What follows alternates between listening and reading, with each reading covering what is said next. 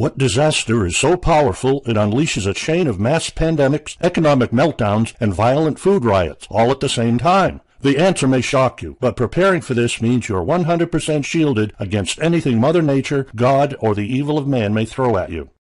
Fellow Patriot, my name is Alec Deacon, and in this shocking video presentation, I'm going to expose the 21st century apocalypse, a threat so powerful it will wipe out 281 million Americans in the first year. And while NASA, the CIA, and the Pentagon are warning us like crazy, no mainstream TV or radio outlet is talking about it. Sounds unbelievable? Then keep watching, because by the end of the video you'll witness undeniable proof that this mother of all catastrophes is coming in the next 12 to 13 months, and it will turn America into a third world country. And if you believe you're prepared for any cataclysm, here's the terrifying truth. Most of your preps, like your stockpile and home protection system, will be useless if you don't prepare for this devastating disaster. What's even worse, Obama